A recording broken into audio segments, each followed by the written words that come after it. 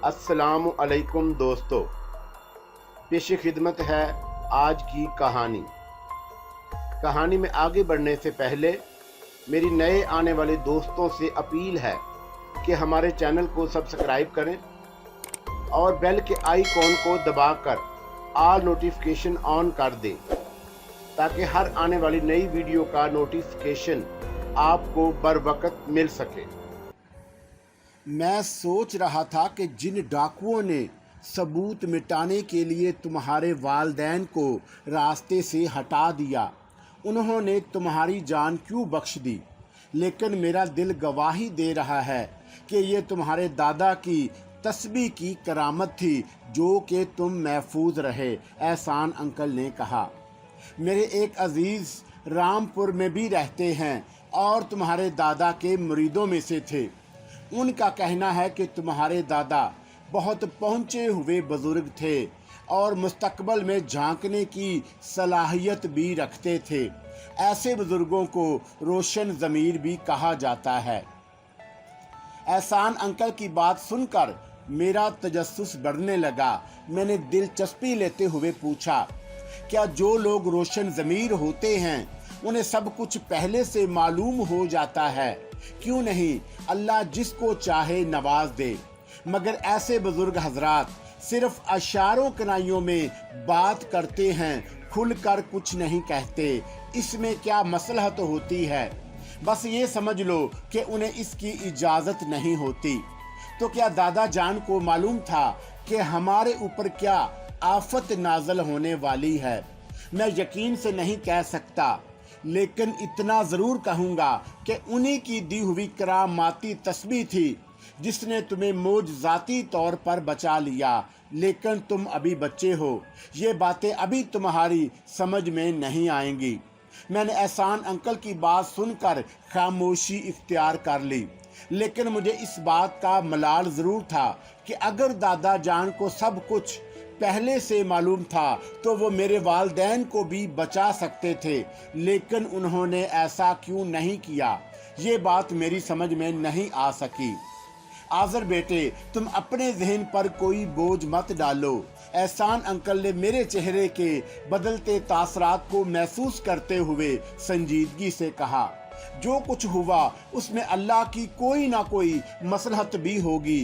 तुम अब सिर्फ ये ठान लो कि तुम्हें अपना मुस्तकबिल बनाने की खातिर बड़ी मेहनत और जान फशानी से काम लेना है।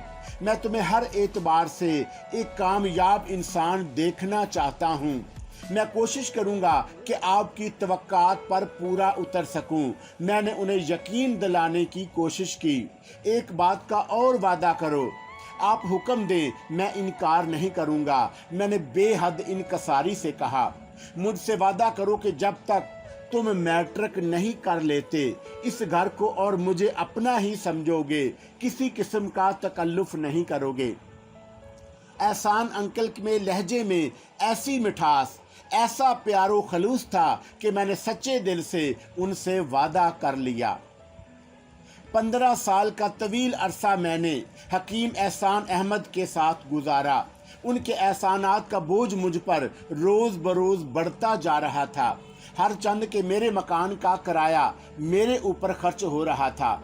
लेकिन हकीम अंकल की मोहब्बत, उनके खलूस की कोई कीमत अदा नहीं की जा सकती थी।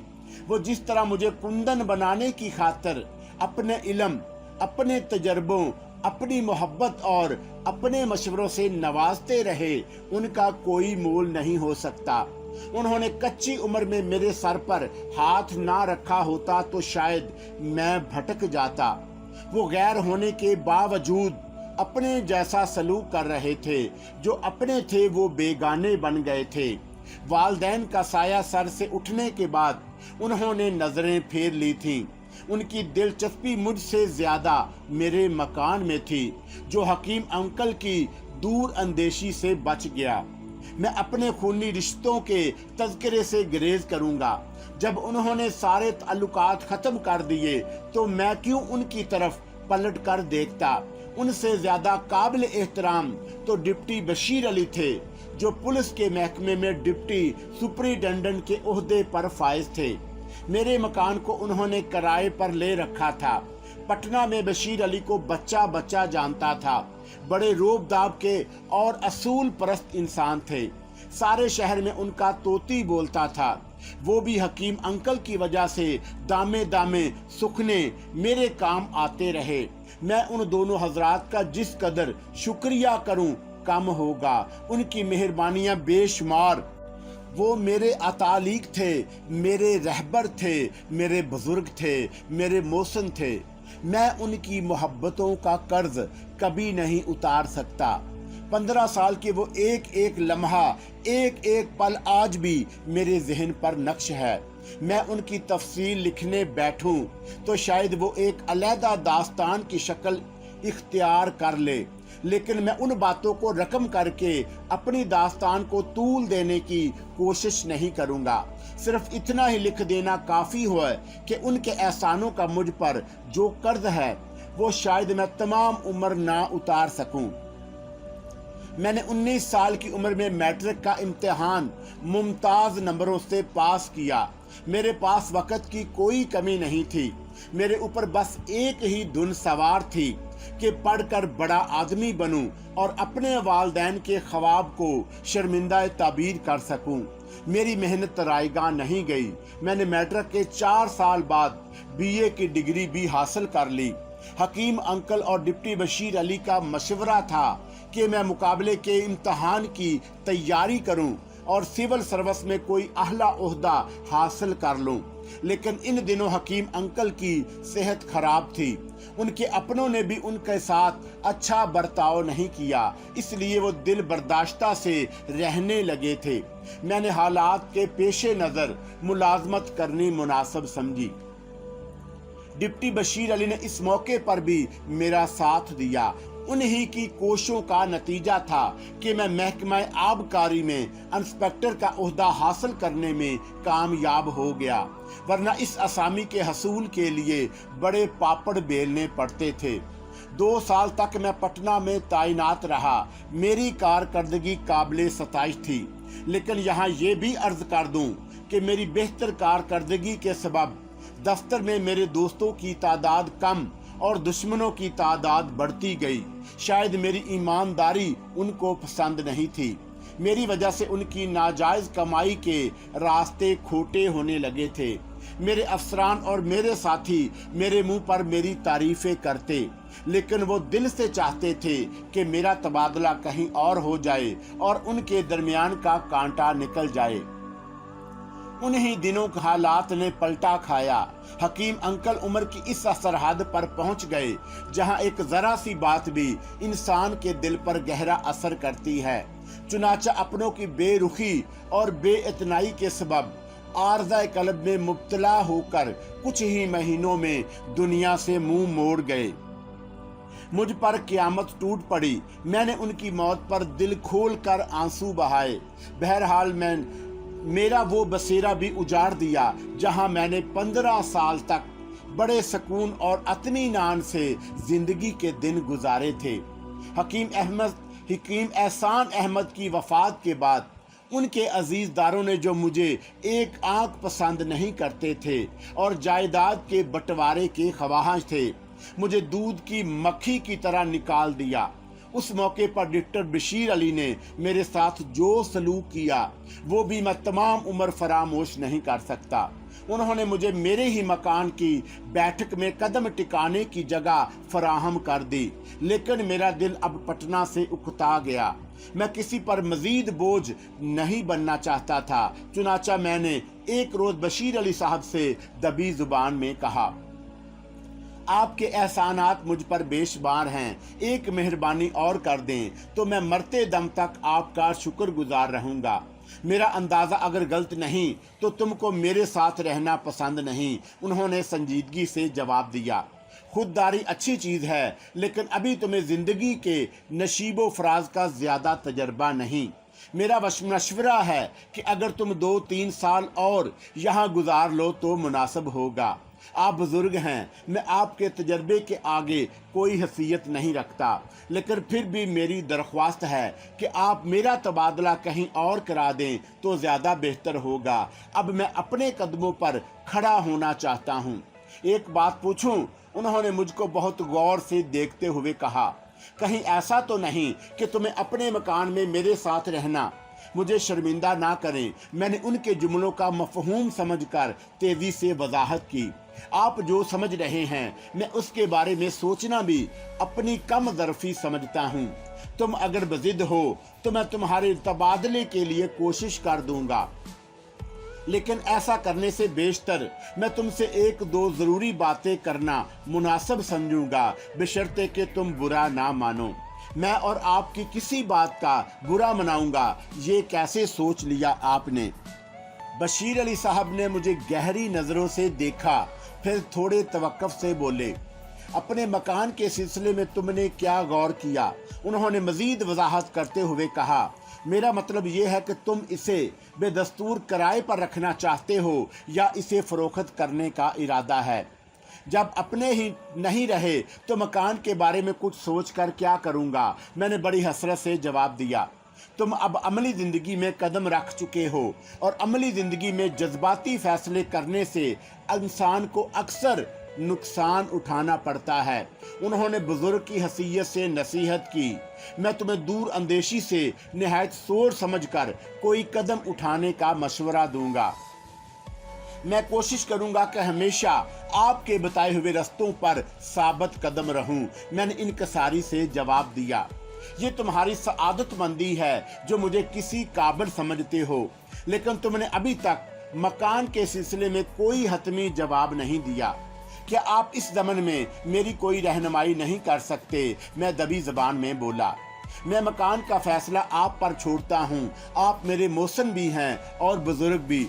मुझे मुकम्मल एतमाद है कि आप जो फैसला करेंगे वो मेरे हक़ में बेहतर और मुफीद ही होगा। तुमने मुझे ये इख्तियार सौंप कर बड़ी मुश्किल में डाल दिया।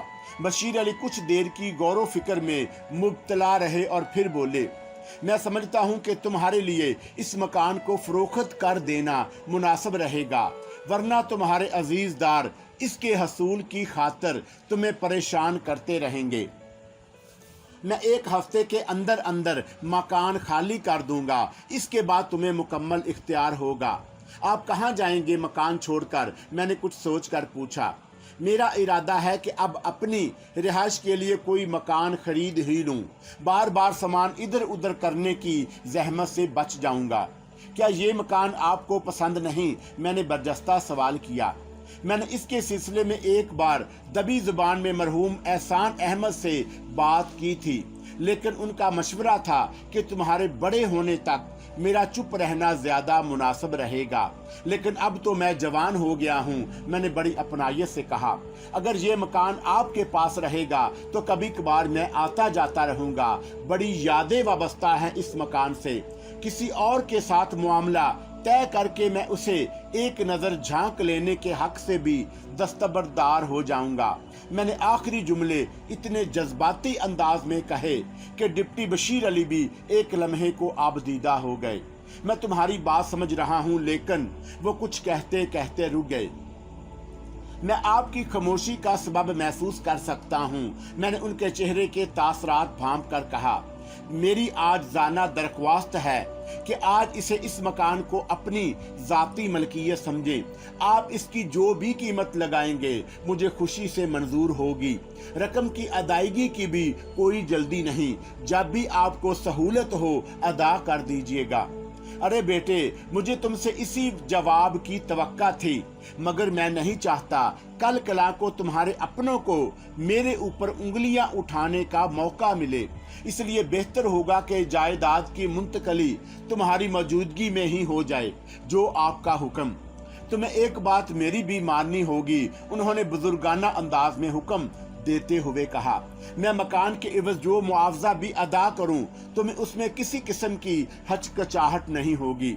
मुझे मंजूर है। मेरी रजामंदी के अजहार के 8 रोज के अंदर अंदर बशीर अली ने हर तरह से कानूनी लिखा पढ़ी करके मकान अपने नाम करा लिया। मैंने बी नामे को पढ़े बगैर उस पर दस्तखत कर दिए। मुझे यकीन था कि वो मेरे साथ कोई धोखा या फरेब नहीं करेंगे, मगर जब उन्होंने मकान की कीमत चेक की सूरत में मेरे हवाले की तो मुझे यूं महसूस हुआ जैसे उन्होंने मुझ पर तरस खाकर वो सौदा किया हो। चेक जिस पर रकम का अंदराज था वो मेरी तवक्का और शायद मकान की असल कीमत से भी कहीं ज्यादा था। मैंने चेक जेब में रखने की बजाय उनकी तरफ सवालिया नजरों से देखा। वो बड़ी शफकत से मुस्कुराए। आज़र मियाँ, तुम इस रकम को अपने मकान की कीमत समझकर नहीं बल्कि अपने बशीर अंकल की तरफ से एक हकीर नजराना समझकर कबूल कर लो। मैं जवाब में कुछ ना कह सका। जो कुछ कहता वो बात बड़ी हल्की पड़ जाती। बशीर अली ने जिस मोहब्बत का सलूक किया था उसके लिए शुक्रिया के घिसे पटे 2-4 जुमले बड़े हकीर साबित होते। चुनाचा मैंने नजरें झुकाकर चेक जेब में रख लिया और उसी रोज उसे अपने नाम बैंक में जमा करा दिया। मकान की तरफ से बेफिक्र होने के बाद मैं तकरीबन 3-4 रोज पटना ही में रहा। उसके बाद एक रोज बशीर अली ने दफ्तर से वापसी पर बताया कि उनकी कोशिशों से मेरा तबादला ढाका कर दिया गया है। मुझे खुशी थी कि अब उन लोगों से मेरा पीछा छूट जाएगा जो महज मेरी ईमानदारी और बेहतर कारकर्दगी की वजह से मुखालफत पर कमर बस्ता हो गए थे, लेकिन ये महज मेरा ख्याल था। जिस रोज मैं पटना से ढाका के लिए रवाना होने वाला था उससे एक रात कबल बशीर अली ने मुझे अपने एक वाकफकार कमाल बनर्जी के नाम तारफी खत देते हुए कहा। वो एक रिटायर्ड फौजी अफीसर हैं और हुकूमती हलकों में खासा असर सूख भी रखते हैं, इसलिए मैं ढाका पहुंचकर उन्हीं से राब्ता कायम करूं। वो मेरे लिए रिहाइश के अलावा दूसरे तमाम मसले भी हल कर देंगे और आड़े वक्तों में काम भी आते रहेंगे। खत मेरे हवाले करने के बाद बशीर अली ने पहली बार खुलकर मुझसे दफ्तरी मामलात और उसकी ऊंच नीच पर बात की। आज़र मियाँ, मेरा और तुम्हारा ताल्लुक जिस महकमे से है उसमें शराफत और ईमानदारी भी इंसान की राह में बेशुमार दुश्वारियां और रुकावटें पैदा कर देती है, इसलिए मैं तुम्हें एक मशवरा देना जरूरी समझता हूँ। तुम उसे मेरे तजर्बात का निचोड़ भी कह सकते हो। उन्होंने एक एक लफ्ज पर जोर देते हुए बेहद संजीदगी से कहा, खुद को ईमानदारी का दामन मजबूती से थामे रहो, लेकिन दूसरों को उस पर अमल करने की तलकीन कभी ना करना। मैं समझा नहीं। मैंने कसमसाकर हैरत का अजहार किया तो वो एक तलख मुस्कुराहट होंठों पर बखेर कर बोले, रिश्वत एक लानत है, तुम उससे परहेज करते हो, ये बड़ी अच्छी और काबिले तारीफ बात है, लेकिन अपने मातहतों को भी पेट पर पत्थर बांधकर जीना क्या मशवरा देने से हमेशा गुरेज करना, ये असूल हर चंद के एक ईमानदार अफसर की शान के मुनाफी है, मगर उस पर अमल करने के बाद तुम अपने दुश्मनों और मुखालफों का दिल जरूर जीत सकते हो। मैं अब भी आपकी बात का मकसद नहीं समझ सका। मैंने बदस्तूर तअज्जुब का इजहार किया। यूं समझ लो कि हमारे और तुम्हारे महकमे में राह रास्त पर चलने वाले अफसरों के लिए मतहतों की तरफ से चश्म पोशी ही एक ऐसा हरबा है जिसे कामयाबी की जमानत समझा जाता है। उस पर अमल नहीं करोगे तो दियानत और शराफत भी तुम्हारे किसी काम नहीं आएगी। निचले अमले के अलावा ऊपर वाले भी हर लम्हा तुम्हारी टांग पकड़कर खींचने की ताक में लगे रहेंगे। बशीर अली ने साफ साफ लफ्जों में मुझे जिंदा रहने के गुर बताते हुए कहा, जहां अक्सरियत धांधली करने वाले की हो वहां एक दो अफराद का गुजर इसी शक्ल में मुमकिन है कि वो अपना दामन साफ रखें, लेकिन दूसरों की कब्रों में झांकने की गलती भूल कर भी ना करें। मैं बशीर अली की बात का मफहूम समझ गया, लेकिन मैंने उस पर किसी राय का इजहार नहीं किया। तुम्हारा तबादला जिस शहर में हुआ वहां कदम कदम पर तुम्हें मोहतात रहना होगा। अपनी जात के सिवा किसी पर एतमाद ना करना। मैंने जो मशवरा दिया है वो इस वक्त तुम्हें हजम नहीं हो रहा, लेकिन हो सकता है कल तुम्हें मेरी बातें याद आएं। मैंने इस बार भी खामोशी से काम लिया। एक नसीहत और करूंगा, वो दबी जुबान में बोले। बंगाल का हुस्न और बंगाल का जादू दोनों बड़े मुहलक और खतरनाक होते हैं। सांप डस ले तो उसका इलाज मुमकिन है, लेकिन उनके कांटे का कोई मंत्र नहीं होता। तुम उन दोनों से दूर रहने की कोशिश करना। बशीर अली मुझे अपने तजर्बात और बंगाल से मुतल्लक मालूमात से बड़ी देर तक आगाह करते रहे, फिर सोने के इरादे से अपने कमरे में चले गए। रात ज़्यादा भीग चुकी थी, इसलिए मैं भी बैठक की रोशनी गुल करके लेट गया। दूसरे दिन मैं अल्लाह का नाम लेकर अपनी नई मंजिल की तरफ रवाना हो गया। ढाका पहुंचकर मैंने आर्जी तौर पर अपना सामान एक होटल में रखा और सबसे बेशतर रिटायर्ड कर्नल कमाल बनर्जी से मुलाकात के इरादे से निकल पड़ा। थोड़ी सी दुश्वारी के बाद मैंने वो मतलूबा कोठी तलाश कर ली, जहां कमाल बनर्जी के नाम की पीतल की नीम प्लेट ने दूर ही से मेरा इस्तकबाल किया। मुझे ज़्यादा देर इंतज़ार नहीं करना पड़ा। बनर्जी को शायद मेरे आने की इत्तला फ़ोन पर मिल चुकी थी, इसलिए मुझे फ़ौरन ही अंदर तलब कर लिया गया। मुलाज़म ने मुझे उस खूबसूरत ड्राइंग रूम तक पहुंचाया जहां बनर्जी मेरे मुंतज़िर थे। वो शरीरे बदन, दराज कद और भरपूर शख्सियत के मालिक थे, निहायत हंसमुख और खुश मजाज। लेकिन जब गुफ्तगू के दौरान उनकी तेवरी पर बल नमूदार होते तो तेवर से बज़ाहिर यही लगता जैसे वो किसी को कोर्ट मार्शल का हुक्म सादर करने वाले हैं। होंठों के दरमियान बगैर तंबाकू का पाइप दबाए रखना गोया उनकी शख्सियत का नुमायां ट्रेड मार्क था। आवाज़ में रिटायरमेंट के बाद भी वही घन गर्ज और तमक्कनत मौजूद थी जो किसी फौजी अफसर के शायाने शान होती है। कुछ देर तक हमारे दरमियान रस्मी गुफ्तगू होती रही, फिर उन्होंने एक ख़ास जाविये से मुझे घूरते हुए पूछा, तुम्हारे तबादले में बशीर अली का कितना हाथ है? सब कुछ उन्हीं की मेहरबानी का नतीजा है। मैंने साफ गोई से काम लिया। रिश्वत लेते हो? बनर्जी का दूसरा सवाल किसी बम की तरह मेरे जहन में एक धमाके से फटा। जी, मैं चौंक कर बोला, जी नहीं। फिर ढाका आने की क्या जरूरत थी? पटना तुम्हारे लिए क्या बुरा था? मैं जवाब देने के लिए पर तोड़ रहा था कि उन्होंने बड़े तहक्कुमाना लहजे में हुक्म सादर किया, जब तक ढाका में रहना मुझसे राब्ता ज़रूर रखना।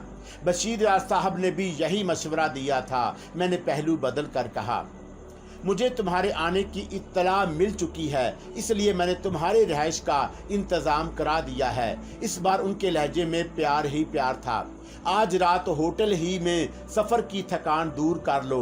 कल मेरा मुलाजम तुम्हें तुम्हारी रिहाइश गाह तक पहुंचा देगा। मैं तकल्लुफ़ का आदी नहीं हूँ। तुम्हें जिस वक़्त किसी काम की हाजत हो मुझे फ़ोन कर देना। बेहतर, मैंने किसी सआदतमंद शागिर्द की तरह जवाब दिया। तुम्हें 3 रोज़ बाद जिस अफीसर को ड्यूटी रिपोर्ट देनी है, मैं उसकी खसलत से बखूबी वाकिफ़ हूँ। बड़ा नंबरी और हरफों का बना हुआ शख्स है। इंतहाई कीना फरवर और तअस्सुब परस्त वाक़या हुआ है। ऊपर से मीठा, अंदर से तलख। उससे होशियार रहना। लेकिन खौफजदा होने की ज़रूरत नहीं, बस महाज पर डटे रहना। यही एक बहादुर जवान की खासियत होनी चाहिए। मैं कोशिश करूंगा कि किसी को शिकायत का मौका ना मिले।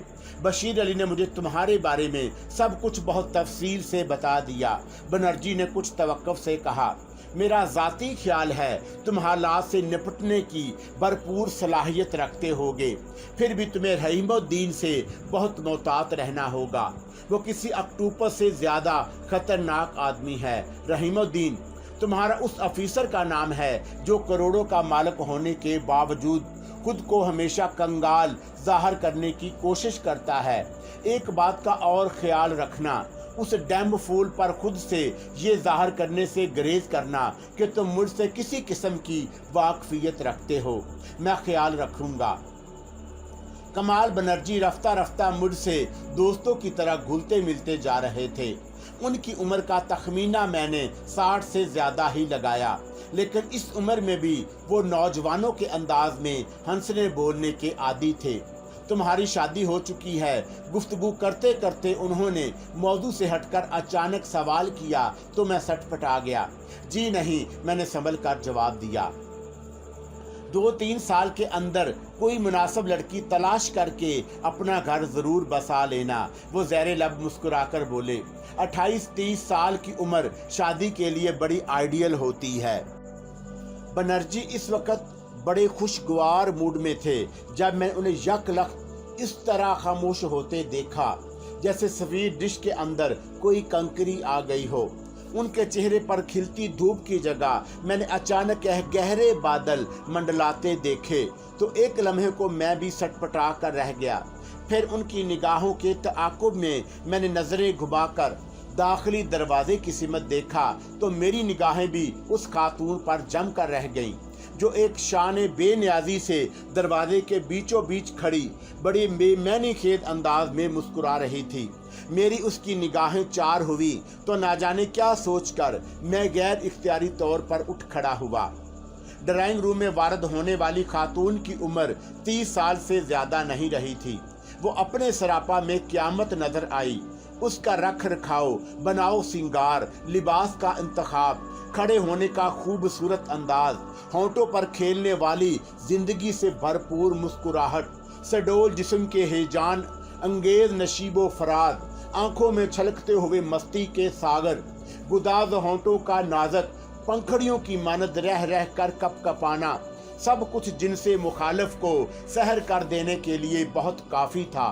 कमाल, उसने एक दिलरुबाना अंदाज में मेरे चेहरे से नजर हटाकर बनर्जी को देखते हुए पूछा, मैं बखल तो नहीं हुई? तुम 10 बजे तक वापसी का कहकर गई थी। बनर्जी ने घड़ी पर नजर डालते हुए सपाट लहजे में कहा, इतनी जल्दी किस तरह वापस आ गई? यूं ही उसने लापरवाही से शाने उचकाकर जवाब दिया, पार्टी बड़ी बेमजा थी इसलिए मेरा दिल नहीं लगा। ये तुम्हारी आंटी हैं। बनर्जी ने खातून का तारुफ कराया। खुशी हुई आपसे मिलकर। मैंने रस्मी अंदाज में मिसिज कमाल को मुखातब किया। फिर मैं बैठने के लिए पर तोल रहा था कि बनर्जी उठ खड़े हुए। कदरे उलझे हुए लहजे में बोले, तुम शायद अब जाने का इरादा रखते हो? जी हाँ, मैंने उनके चेहरे के तासरात महसूस करते हुए कहा, सफ़र की थकान अभी बाकी है, होटल जाकर आराम करूँगा। I wish you good luck. उन्होंने आगे बढ़कर मुझसे रुखसती मुसाफा किया, फिर मेरा शाना थपथपाकर बोले, सुबह मेरा मुलाजिम तुम्हारे पास पहुंच जाएगा, कोई ज़रूरत पेश आए तो फ़ोन कर लेना।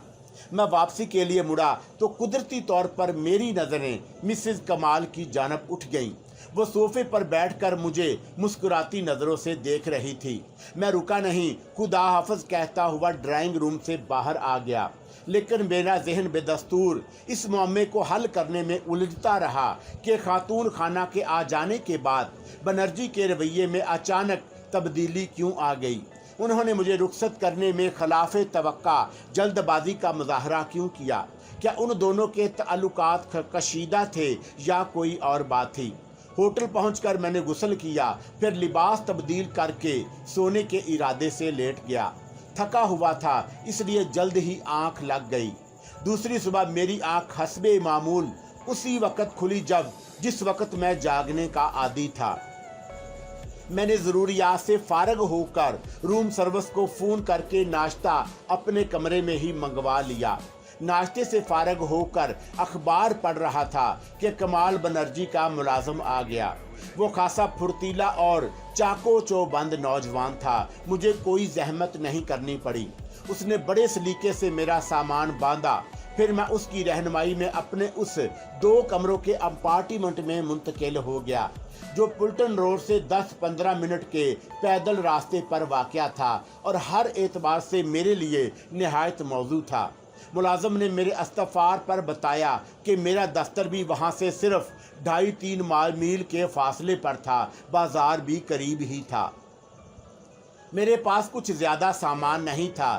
फिर भी बनर्जी के मुलाजिम ने, जिसने अपना नाम अब्दुल सलाम बताया, उसी मुख्तलिफ सामान को घर को सजाने में बड़ी महारत का सबूत दिया। उसी के मशवरे पर मैंने करीबी बाजार से बैद का सोफ़ा, दरमियानी गोल मेज़ और देगर ज़रूरी सामान भी मंगा लिया। दोपहर का खाना भी अब्दुस्सलाम मेरी फरमाइश पर होटल से ले आया, लेकिन मेरे इसरार करने के बावजूद वो मेरे साथ बैठकर खाने पर आमादा नहीं हुआ। मैंने खाने से फारिग होकर अब्दुस्सलाम से पूछा, तुम्हें वापसी की जल्दी तो नहीं? बिल्कुल नहीं, उसने तेजी से जवाब दिया। साहब ने कहा था कि मैं आप के तमाम काम पूरे करने के बाद आपसे इजाज़त लेकर वापस जाऊं। काम तो तुमने तकरीबन सारे ही अंजाम दे दिए, बस एक चीज़ की कसर बाकी है। मैंने कदरे बेतकल्फ़ी से कहा, आप हुक्म दें, मैं वो चीज़ भी चुटकी बजाने में फराहम कर दूंगा। अगर खाना पकाने वाले किसी मुलाजिम का बंदोबस्त हो जाए तो मैं होटल आने जाने से बच जाऊंगा। मेरे होते हुए आप फिक्र ही ना करें, कल तक इसका भी इंतज़ाम हो जाएगा।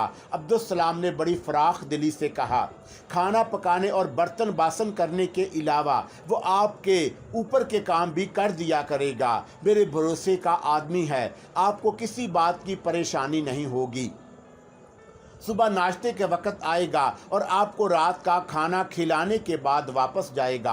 अब्दुस्सलाम ने गलत नहीं कहा था।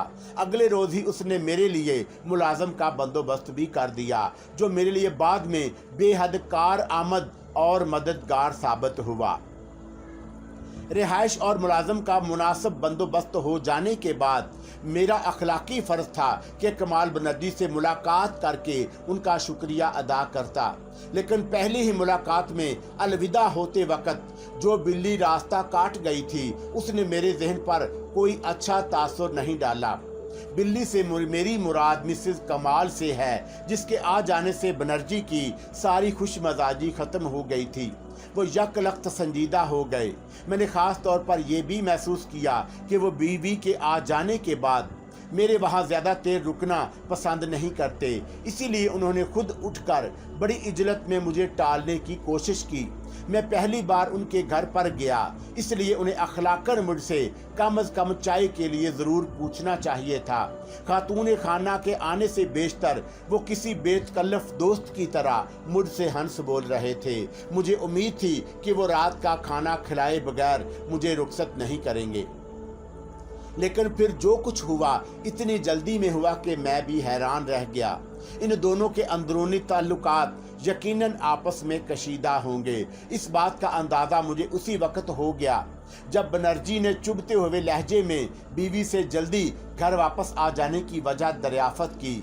जहां 2-3 बर्तन होते हैं वहां उनके आपस में टकराने की आवाज़ भी ज़रूर पैदा होती है। बनर्जी और उनकी बीवी के दरमियान कशीदगी के बेशुमार वजूहात हो सकती हैं। मुमकिन है बनर्जी को बीवी का ज़्यादा सोशल होना पसंद ना हो, या पार्टियों में तनहा जाना नागवार खातर होता हो। ज़रूरत से ज़्यादा मेकअप, बनाव संगार और आज़ाद ख्याली भी अक्सर मियाँ बीवी के दरमियान खींचा तानी की फ़िज़ा पैदा कर देती है। और भी बेशुमार बातें मुमकिन थीं, लेकिन मेरे जहन में फौरी तौर पर जो वजह उभरी वो बनर्जी और उनकी बीवी के दरमियान उम्रों का तज़ाद था। लेकिन इस ख्याल के साथ साथ एक सवाल ये भी जहन में उभरता था कि दोनों के दरमियान अगर 30-32 का फ़र्क है बिनाए मुखासमत था, तब फिर उन्होंने एक दूसरे को क्यों पसंद किया? क्या उन दोनों की शादी महज मोहब्बत का नतीजा थी, कोई जज्बाती फैसला थी, या किसी मजबूरी ने उन्हें रिश्ता अज़दवाज में मुंसलिक कर दिया था? बहरहाल उन दोनों का कतई घरेली और निजी मामला था, लेकिन मैंने ये बात ज़रूर महसूस की कि बनर्जी ने बीवी के आ जाने के बाद मेरा अपनी कोठी में रुकना मुनासिब नहीं समझा। ऐसी सूरत में मेरा वहाँ जाना कुछ मुनासिब नहीं लगता, मगर यह भी मेरा अखलाकी फ़र्ज था कि मैं रिहाइश के सिलसिले में बनर्जी का शुक्रिया ज़रूर अदा करूँ। चुनाचा मैंने उन्हें फ़ोन की ठान ली। उनका नंबर मेरे पास था, इसलिए मुझे कोई दुश्वारी नहीं हुई। राब्ता होने पर बनर्जी ने एक बार फिर मुझसे निहायत दोस्ताना अंदाज में गुफ्तगू की, बुजुर्गों की तरह ऊंच नीच से भी आगाह किया, और ख़ास तौर पर फिर ताकीद की कि मैं अपने और उनके मुरासम के बारे में अपने दफ्तर में किसी से भी कोई तज़किरा ना करूं। इस बात की माज़रत भी चाही कि पहली मुलाकात पर उन्होंने मेरी खातर तवाज़ा नहीं की। बनर्जी को फ़ोन करने के बाद मेरे जहन से एक बोझ उतर गया। मैंने तय कर लिया कि ढाका में क़याम के दौरान बनर्जी से ज़्यादातर फ़ोन पर ही राब्ता रखूँगा और इस वक्त तक उनकी कोठी का रुख नहीं करूंगा जब तक वो आज खुद इसरार ना करें, लेकिन काश हर बात मेरे इख्तियार में होती। अब्दुस्सलाम ने मुझे जो मुलाजम दिया था उसका नाम जलील था। इंतहाई फुर्तीला और सेहतमंद नौजवान होने के साथ खासा ज़हीन भी था, खाने भी बेहद लजीज बनाता था। मैंने उसकी वजह दरियाफत की तो बड़े फख्र से बोला, साहब हमारा बाप इधर एक बड़े होटल में बावर्ची रह चुका है, उसी ने मुझे खाना पकाना सिखाया।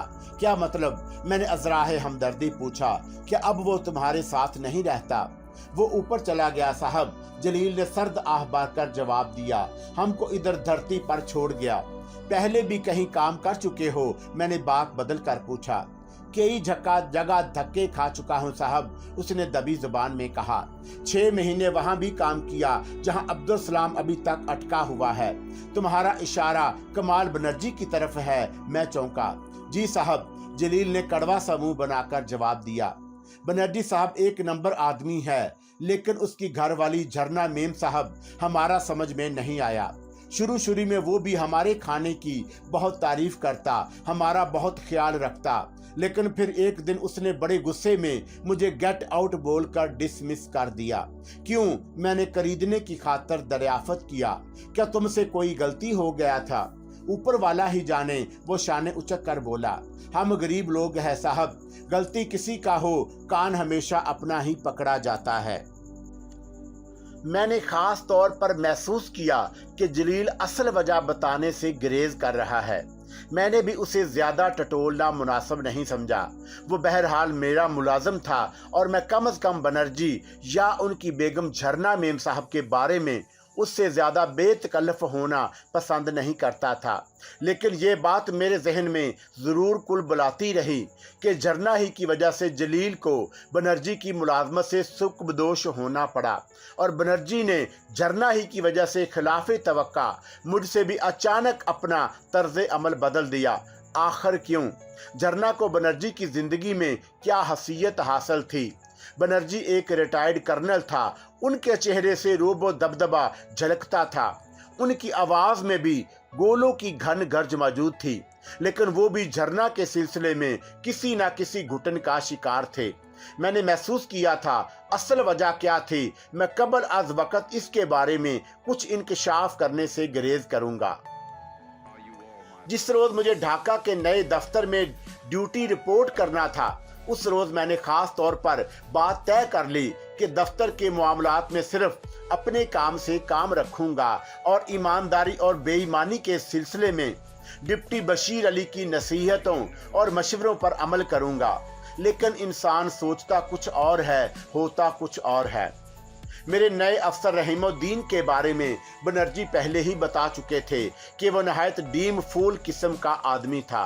मतहतों को शिकार करने और अपनी मर्जी पर चलाने के मामले में किसी अक्टूपस से भी ज्यादा चालाक, अय्यार और खतरनाक हरबे इस्तेमाल करने का आदी था। चुनाचा मैंने भी ठान ली कि उससे ना सिर्फ मोहतात रहने की कोशिश करूंगा, बल्कि कोई ऐसा दरमियानी रास्ता इख्तियार करूंगा कि सांप भी हमला करने की कोशिश ना करे और लाठी को भी कोई गजंद ना पहुंचे।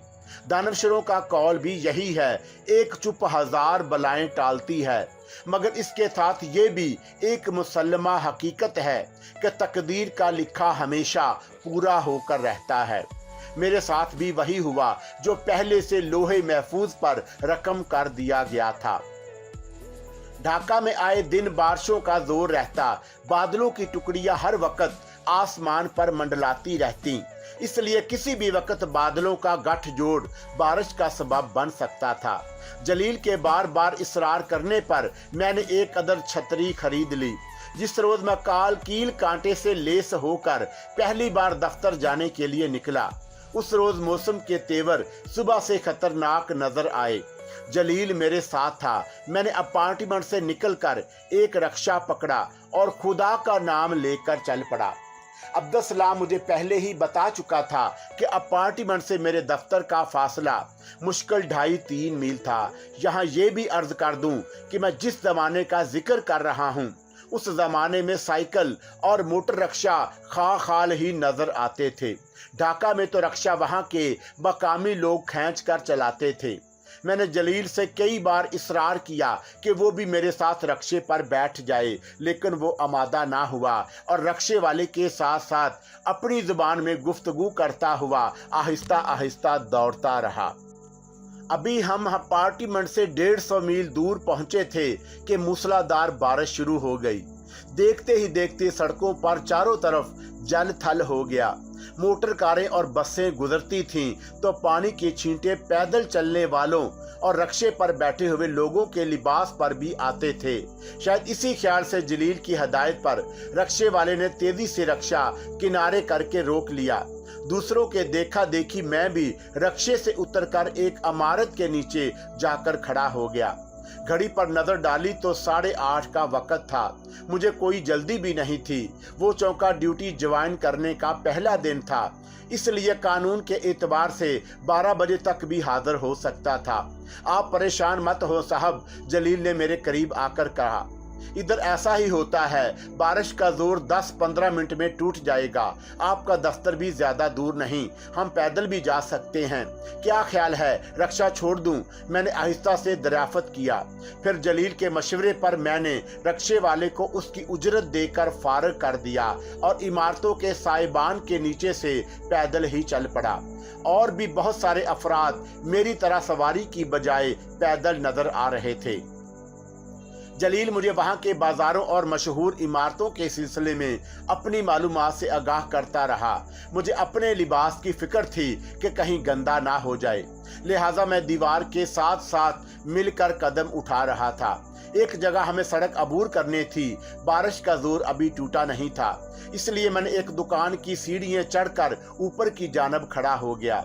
जलील ने सामने की जानब हाथ उठाकर इशारा करते हुए कहा, वो जो बड़ी इमारत नजर आ रही है उसके उल्टे हाथ पर घूमकर बस 2 फरलांग के फासले पर आपका दफ्तर है। क्या तुम पहले कभी इस दफ्तर में जा चुके हो? मैंने बरसबील तज़किरा पूछ लिया। दफ्तर में तो नहीं गया, लेकिन इस ऑफिस का बोर्ड जरूर पड़ा था। ओह, गोया तुम पढ़े लिखे भी हो, मैंने कदरे हैरत का इजहार किया। 5वीं क्लास तक पढ़ा था जब बाप का बुलावा आ गया। जलील ने अजीब अंदाज में मुस्कुराकर कहा, बाप हमेशा की नींद सो गया, सारा बोझ मेरे ऊपर आ गया, इसलिए पढ़ाई छोड़कर दूसरे धंधों से लग गया। पेट का तंदूर भरने के लिए इंसान को हाथ पैर तो मारना ही पड़ता है। तुम्हारे घर पर तुम्हारे अलावा और कौन कौन है? एक बूढ़ी माँ, 2 बहनें और एक छोटा भाई। तो तुम सबका खर्च अकेले पूरा करते हो? मैंने हैरत का इजहार किया। माँ भी एक बड़े साहब के घर बर्तन बर्तन और झाड़ू लगाने का काम करती है। तनख्वाह के अलावा बचा खचा खाना भी साथ ले आती है। जलील ने लापरवाही से जवाब दिया, बस गुजारा हो जाता है। कमाल बनर्जी के पास तुम्हें क्या तनख्वाह मिलती थी? मैंने कुछ सोचकर सवाल किया। वो बड़े आदमी थे, इसलिए 200 रुपए दे देते थे, वरना दूसरे साहब लोग तो 100-125 पर ही टाल देते हैं। झरना बेगम साहब ने तुम्हें क्यों डिसमिस कर दिया? लाशौरी तौर पर वो सवाल मेरी जुबान तक आ गया जिससे मैं बचना चाहता था। वो जलील ने कुछ कहते कहते जल्दी से बात बना दी। मुझे याद आया साहब, आपने घर से चलते वक्त अपने कमरे का वो दरवाजा बंद नहीं किया जो सड़क की तरफ खुलता था। बारिश का पानी अंदर आ गया तो आपका सारा सामान खराब हो जाएगा। अब जो कुछ भी हो, मेरे लिए दफ्तर जाना सामान से ज्यादा जरूरी है, मैंने जवाब पेश किया। लेकिन ये बात भी खास तौर पर महसूस की कि जलील ने झरना के सिलसिले में असल बात बताने से कतराने की कोशिश की। साहब, जलील ने बड़ी खूबसूरती से मुझे टालने की खातिर कहा, आप दफ्तर जाओ, मैं वापस घर जाता हूँ। आपका कमरा भी ठीक कर दूंगा और वापसी पर आपको फर्स्ट क्लास मच्छी भात, मछली और उबले हुए चावल खिलाऊंगा। मैंने जलील को जाने की इजाजत दे दी। मुझे खुद भी अपनी गलती का एहसास हुआ। मुझे जलील से झरना के बारे में कुछ पूछना जेब नहीं देता। बहरहाल जलील के जाने के बाद मैं कुछ देर दुकान की सीढ़ियों पर खड़ा रहा। फिर बारिश का जोर कम हुआ तो सड़क अबूर करके दूसरी तरफ चला गया। जलील ने जिस बड़ी इमारत की तरफ इशारा किया था वहां पहुंचकर मैं बाएं हाथ को घूमकर एक फरलांग ही दूर गया था कि मुझे अपने दफ्तर का बोर्ड दूर ही से नजर आया। दफ्तर का बोर्ड नजर आते ही फिर मेरे जहन में कमाल बनर्जी की वो बातें गूंजने लगी जो उन्होंने मेरे अफीसर रहीमुद्दीन के बारे में कही थी। पटना में मुलाजमत के दौरान मुझे ज़ाती तौर पर भी इस बात का बखूबी तजर्बा हो गया था कि दरिया में रहकर मगरमच्छ से बैर मोल लेना दानिशमंदी के मुनाफी है। पटना से रवानगी के वक़्त डिप्टी बशीर अली भी मुझे खुलकर ये बात समझा दी थी कि अगर मुलाजमत को बरकरार रखना है तो सिर्फ अपने गिरेबान पर नज़र रखना, दूसरों की कब्रों में झांकने की कोशिश करोगे तो मुलाजमत से भी हाथ धो बैठोगे और ऐन मुमकिन है कि मुखालफों के बिछाए हुए किसी जाल में फंस कर अपनी इज्जत और शराफत का भरम भी गंवा बैठो। कमाल बनर्जी ने भी यही मशवरा दिया कि मैं दूसरों के मामलात में टांग फंसाने से गुरेज करूं। मैं अपने ख्यालात में गुम दफ्तर की सिमत कदम बढ़ा रहा था कि अचानक किसी ने मेरा बायां हाथ थाम लिया। मैंने चौंक कर नजरें घुमाई तो एक पागल भिखारी मेरा हाथ थामे खड़ा मुझे घूर रहा था। मुझके उसकी हालत देखकर घिन आने लगी। उसका सारा जिस्म गर्दो गुबार और गलासों में लुथरा हुआ था। सर और दाढ़ी के बाल बेहद लंबे और खूरबरू झाड़ियों की तरह बेतरतीब और उलझे उलझे थे। उसके जिस्म पर 70 पोशी के लिए एक गंदी और नजासत से आलूद लंगोटी झूल रही होती तो उसके लिए मादरजाद बरहना की अस्तला भी इस्तेमाल की जा सकती थी।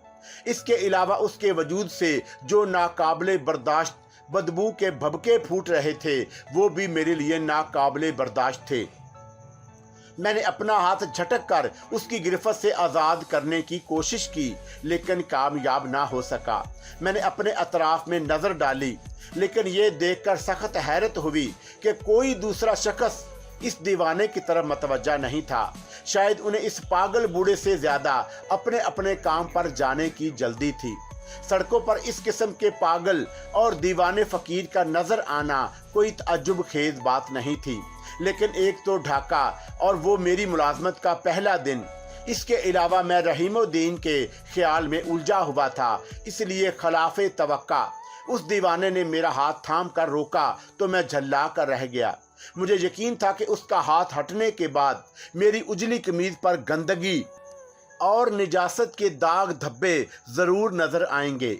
मैंने तलमलाकर उसे हकारत भरी नजरों से देखा, दोबारा अपना हाथ छुड़ाने की कोशिश की लेकिन इस बार भी कामयाब ना हो सका। उसकी गिरफ्त मेरे लिए आहनी शिकंजों से ज्यादा मजबूत थी। उसकी सुर्ख सुर्ख नजरें मेरे चेहरे पर मरकूज थीं। उसके देखने का अंदाज भी कुछ अजीब सा था। मेरी जल्लाहट हर लम्हा बढ़ती जा रही थी लेकिन मैंने सब्र से काम लेकर उसे मुखातब किया। बाबा, क्या चाहिए तुझे? 1 टका दे दे, खरा टका, उसने बेदस्तूर मुझे घूरते हुए कहा। हाथ छोड़ो, मैंने खून का घूंट पीकर दरख्वास्त की। मैं तुम्हें टका देता हूँ। नहीं, बूढ़े ने अपने गलीज दांतों की नुमाइश करते हुए जवाब दिया तो बदबू का एक और भभका मेरे दिमाग को परागांदा कर गया। पहले सीधे हाथ से टका निकाल कर दे, फिर जिधर से आया है उधर ही उल्टे कदमों वापस लौट जा, आगे भोंचाल खड़ा है। बूढ़े का ज़हनी तवाज़ुन यकीनन खराब था, वरना वो भोंचाल की बात कभी ना करता। कभी कभी सदमे इंसान को अक्लो खुर्द से इस कदर बेगाना कर देते हैं कि होशो हवास खो बैठता है, बहकी बहकी बातें शुरू कर देता है।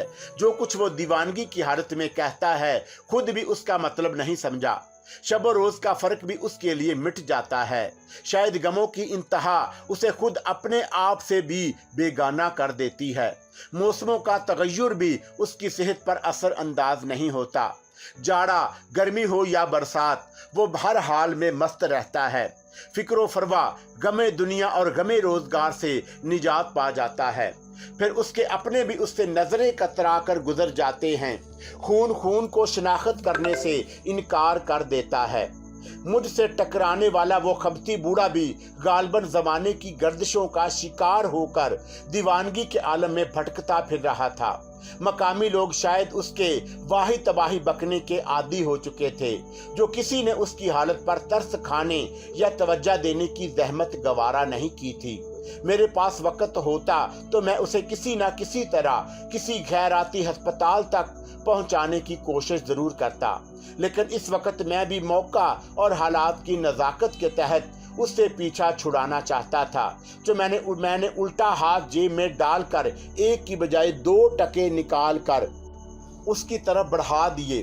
उसने दोनों टकों को मजबूती से पकड़ लिया, आंखों के सामने ले जाकर इस तरह दीदे फाड़कर घूरने लगा जैसे उसे खिलाफे तवक्का कारून का खजाना मिल गया हो।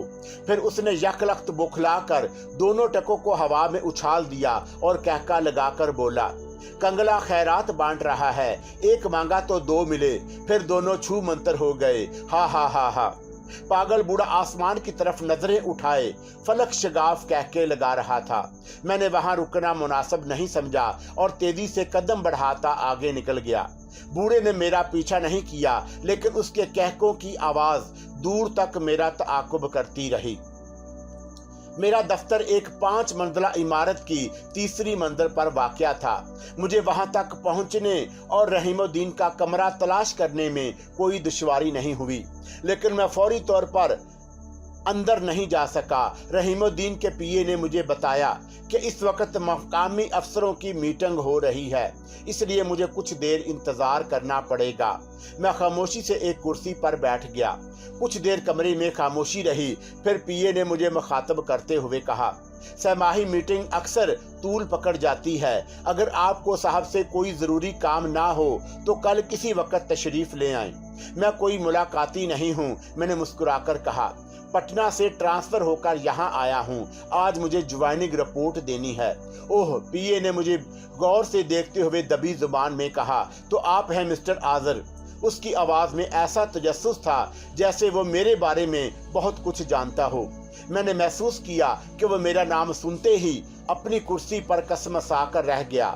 मुमकिन है उसकी वो हरकत महज इत्तफाकिया हो, लेकिन उसकी आंखों में उभरने वाले तासरात यकीनन इस बात की निशानदही कर रहे थे कि उसे मेरी आमद का इंतजार था। ना होता तो मेरा नाम सुनकर उसके अंदर कोई अज़तरारी कैफियत कभी ना पैदा होती। ये बात भी करीने कयास थी कि मेरे तबादले के अहकामात उसकी नज़र से गुजर चुके हों। मुझे देखकर उसने महज आदतन एक सवाल कर लिया हो, लेकिन इन तमाम पहलुओं के बावजूद मैंने उसके सवाल को बेतौर ख़ास महसूस किया। चुनाचा मैंने सरसरी अंदाज में दरियाफ़त किया, क्या आप मेरे बारे में पहले से वाकफियत रखते हैं? सिर्फ इस हद तक कि आप पटना से ट्रांसफ़र होकर आए हैं और वहां आपका रिकॉर्ड बहुत अच्छा था। उसने एक बार फिर मुझे गौर से देखा, फिर कबल इसके कि मैं बात को मज़ीद आगे बढ़ाता उसने खुद कलामी के अंदाज में कहा, मेरा ख्याल है मुझे बास को आपकी आमद की इत्तला दे देनी चाहिए। मुमकिन है वो आपको भी मीटिंग में शरीक करना पसंद करें, इसी बहाने दूसरे साथियों से भी आपका तारफ़ हो जाएगा। फिर उसने मेरे जवाब का इंतज़ार किए बगैर इंटरकॉम का रसूल उठाकर बजर दबा दिया। सर, दूसरी जानब से कॉल अटेंड किए जाने के बाद उसने बेहद संजीदगी से कहा, पटना से जो इंस्पेक्टर आने वाले थे वो इस वक्त मेरे ऑफिस में मौजूद हैं। जी हाँ मिस्टर आज़र। Right sir. उसने रसूल रखकर मेरी तरफ देखा। मेरा ख्याल गलत नहीं था, सर ने आपको अंदर बुलाया है। मैं उठने लगा तो पीए ने दबी जुबान में कहा, मिस्टर आज़र, मुझे आपसे मिलकर खुशी हुई। आपका इसमें गिरामी। मैंने खंदा पेशानी से सवाल किया। मुझे सरोज कहते हैं। उसने मुझसे बड़ी गर्मजोशी से हाथ मिलाया। आप फिलहाल मीटिंग अटेंड कर लें, उसके बाद मुलाकातें होती रहेंगी। मैं अपनी फाइल उठाकर कॉन्फ्रेंस रूम में दाखिल हुआ, जहां एक लंबी 20वीं मेज के अतराफ 10-11 अफराद बैठे थे। 1-2 के जिस्म पर वर्दी भी मौजूद थी, जिससे मुझे अंदाजा हुआ कि वो भी इंस्पेक्टर हैं। सामने रहीमुद्दीन अपनी रिवॉल्विंग चेयर पर बैठा था। मेज पर उसके सामने उसका नाम और ओहदे की प्लेट भी मौजूद थी। मैंने सरसरी तौर पर उसका जायजा लिया। वो पिस्ता कद और दोहरे बदन का मालिक था। उसकी कोशादा पेशानी इस बात की दलील थी कि वो ज़हीन आदमी था, लेकिन उसकी नज़रों से छलकने वाला तजस्सुस इस बात की तर्जुमानी कर रहा था कि वो अपने साये से भी चौकन्ना रहने का आदी है। उसके लिबास से सादगी का अंदाज़ा होता था, लेकिन कुर्सी पर उसने के बैठने का अंदाज चुगली खा रहा था कि वो मातहतों पर अपनी बर्तरी कायम रखने का आदी है। मैंने आगे बढ़कर अपनी ज्वाइनिंग रिपोर्ट फाइल से निकालकर उसके सामने रख दी। मेरे सलाम का जवाब ने उस सर की खफीफ जुम्बश से देने पर इत्तफाक किया। उसकी तेज नजरें बेदस्तूर मेरे चेहरे पर फैल रही थीं। कॉन्फ्रेंस रूम में बैठे हुए दूसरे अफराद भी मुझे दिलचस्प नज़रों से देख रहे थे। मुझे ये अंदाज़ा लगाने में देर नहीं लगी कि मेरे साथी इंस्पेक्टरों को भी मेरी आमद का इल्म पहले से था। आपको आए कितनी देर हुई? रहीमुद्दीन ने शस्ता मगर कदरे सर्द लहजे में दरियाफ़त किया। 2-3 मिनट, मैंने मुख्तसरन जवाब दिया। बैठें। उसने एक खाली कुर्सी की जानब इशारा किया। मेरे बैठने के बाद उसने कुछ खुश्क अंदाज में दूसरे इंस्पेक्टरों से मेरा तारुफ कराया। फिर गुफ्तगू का सिलसिला वहीं से शुरू किया जहां से टूट चुका था। मैं मुख्तात अंदाज में अपनी नशस्त पर बैठा हिम्मतन गोश था। मौजू बहस नाजायज़ तजारत और बगैर महसूल अदा किए अशिया की नकलो हरकत और आबकारी से मुतल्लक दूसरे जुराइम थे। रहीमुद्दीन ठहरे हुए लहजे में तकरीर कर रहा था, लेकिन मैं उसके अंदर गुफ्तगू से ये बात महसूस कर रहा था कि वो अपनी तमाम तर ज़ाहरी आजजी और इनकसारी के बरखिलाफ सख्त गिर तबीयत का मालिक नज़र आता था और मातहतों को इस बात का बार बार एहसास दिलाता उसकी फितरत का खासा थी कि उसके कलम की एक मामूली जुम्बश भी उनके पूरे कैरियर पर स्याही फेर सकती है। तकरीर के दरमियान उसने कई बार इस बात पर भी जोर दिया कि टैक्स की वसूलियाती के सिलसिले में अवाम को एतमाद में ज़रूर लिया जाए, उनके साथ बेहतर सलूक किया जाए, लेकिन जो नाहिंदा अफराद हैं उनके साथ कोई रियायत या नरमी ना की जाए। तकरीर के आखिर में उसने पहलू बदलकर बड़े सख्त अंदाज में कहा, अगर आप में से किसी अफीसर के जहन में ये ख्याल है कि मैं दफ्तर में बैठकर सिर्फ फाइल उलटता पलटता हूँ और मुझे बैरूनी हालात का इल्म नहीं होता, तो इस महमल ख्याल और गलत फहमी को जहन से निकाल दें। मैं एक एक अफीसर की कारकर्दगी और उसकी सलाहियतों से बाखबर रहता हूँ। कौन किस कदर ईमानदारी और दयानतदारी से काम कर रहा है और कौन हुकूमत के नुकसान को पहुँचाकर अपनी जेबें भर रहा है, मुझे एक एक लम्हे की खबर मिलती है। मेरी खामोशी को आप मेरी कमज़ोरी ना समझें। मैं अगर आपके साथ दोस्ताना अमल करता हूँ तो मुझे सख्ती करने का इख्तियार भी हासिल है। और एक बात और ज़हन नशीन कर लें, रहीमुद्दीन ने इस बार ख़ास तौर पर मुझे किन अखियों से देखते हुए बड़े खुश्क और खुरदरे लहजे में कहा, किसी का साबका रिकॉर्ड मेरे लिए कोई अहमियत नहीं रखता। आपको मेरे साथ काम करके अपनी अहलियत को साबित करना होगा। मैं जानता हूं कि कुछ अफराद के ताल्लुकात ऊपर तक भी हैं। उनके ताल्लुकात की वजह क्या है मुझे उसका भी बखूबी इल्म है। इसलिए मैं आपको फर्दन ये बावर कराना चाहता हूँ कि सिर्फ अपने काम से काम रखें। हुकूमत ने जो हदफ मुकर्रर किया है उसे हासिल करें और कोशिश करें कि इस हदफ से ज़्यादा वसूल याबी करके खुद को इनाम का मुस्तहिक साबित करें। रहीमुद्दीन की नरम गरम और धुआंधार तकरीर तकरीबन 1 घंटा जारी रही। फिर उसने मीटिंग बर्खास्त कर दी। मैंने ख़ास तौर पर महसूस किया कि इस मीटिंग में सिर्फ इंस्पेक्टरों को तलब किया गया था, दूसरे अफसरों को यकसर नज़रअंदाज कर दिया गया। लेकिन ये ऐसी खास बात नहीं जिस पर मैं बिला वजह अपनी एनर्जी ज़ाया करता। मीटिंग ख़त्म होने के बाद इंस्पेक्टरान जाने लगे तो मैं भी उठ खड़ा हुआ, लेकिन रहीमुद्दीन ने मुझे और एक दूसरे इंस्पेक्टर को रोक लिया। जब दूसरे तमाम इंस्पेक्टर कॉन्फ्रेंस रूम में चले गए तो रहीमुद्दीन ने मुझे ऐसी नज़रों से देखा जैसे मैं दुनिया का 8वां अजूबा हूँ। मैं अपनी जगह सटपटाकर रह गया। आपका तबादला पटना से क्यों हुआ? उसने चुभते हुए लहजे में सवाल किया। कोई खास वजह? मैं कुछ जाती वजह की बिना पर वहां रहना नहीं चाहता था, मैंने मोहतात अंदाज में जवाब दिया। ओह, गोया आपने आज खुद अपना तबादला कराया है। जी हाँ, मैंने मुख्तसर कहा। मैं आपका साबका रिकॉर्ड देख चुका हूँ, उसने पहलू बदल कर कहा। मुझे खुशी है कि आप एक ईमानदार और मेहनती अफीसर हैं। शुक्रिया सर। मैं चाहूँगा कि आप ढाका में रहकर भी अपनी साबका ईमानदारी और कारकर्दगी को बरकरार रखें। मेरी यही कोशिश होगी कि मैं किसी को शिकायत का मौका ना दूं। आप एक नौजवान और ज़हीन अफीसर हैं, बेहतर कारकर्दगी का सबूत पेश करके अपनी तरक्की भी कर सकते हैं। उसने मुस्कुराकर मेरी हौसला अफजाई की, फिर सपाट लहजे में बोला, क्या ढाका में आप कभी पहले भी रह चुके हैं? जी नहीं। फिर तो आपको खासी दुश्वारी पेश आएगी। मेरा मतलब है किसी नई जगह पर खुद को एडजस्ट करने में कुछ वक्त जरूर लगता है, रहीमुद्दीन ने कुछ सोचते हुए कहा।